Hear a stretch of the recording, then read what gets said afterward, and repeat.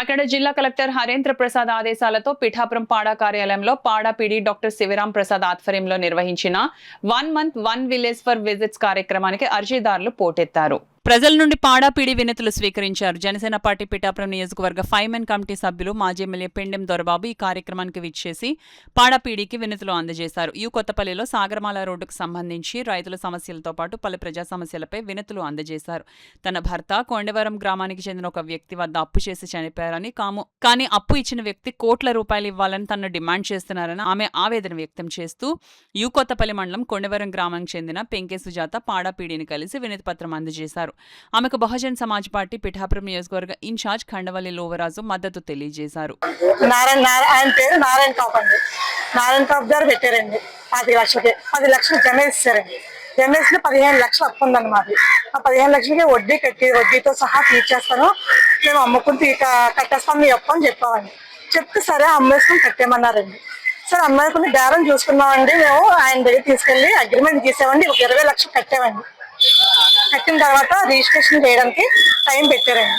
Registration చేసిన time పెట్టి మళ్ళీ మిగతా డబ్బులు చూసుకుని రిజిస్ట్రేషన్ చేయడానికి వెళ్ళి అడిగితే ఆయన మా అల్లుడి గారిది కూడా అక్కడే ఉందండి, ఒక పథక పెట్టి ఒక భూము, అది అప్పు ఎక్కువైపోయిందండి, దాని మీద డబ్బులు తక్కువ వస్తాయి అని మమ్మల్ని లాక్ చేసి మా భూమికి ఆల్రెడీ కలిపి 3 కోట్లు కడితేనే గానీ మాకు రిజిస్ట్రేషన్ చేయనని చెప్తున్నారు సార్. కాపు గారు మీరు ఇంత వడ్డీ అంటున్నారు, ఎలా కడతారు వాళ్ళు?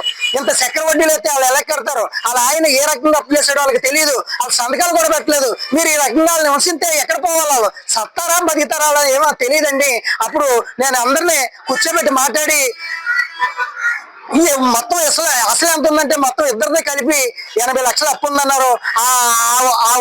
అది అసలు వడ్డీ కలిపి 1,90 లక్షలు ఇస్తామని 3 నెలలు టైం ఇవ్వండి, ఈ రోజులో అమ్మేసుకుని 1,90 లక్షలు ఇస్తారు అసలు వడ్డీ కలిపి అని చెప్పేసి 3 నెలలు టైం అడిగాం. దానికి ఒప్పుకున్నాడు. ఆయన ఒప్పుకొని వాళ్ళు ఒక భూ అమ్మేసి ఒకళ్ళ కోటి 30 లక్షలు అతనికి ఒకళ్ళతో వేశారు. ఈ 1,90 లక్షలకి ఇంకా 60 లక్షలు మేము ఇవ్వాలా?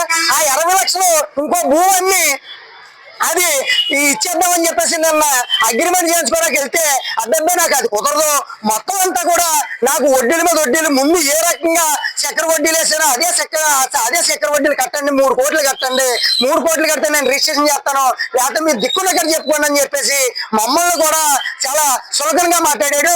అందుకని చెప్పేసి ఇవాళ పాడా పీడీ గారి దగ్గరకు వచ్చి మేము కంప్లైంట్ ఇవ్వడం జరిగింది.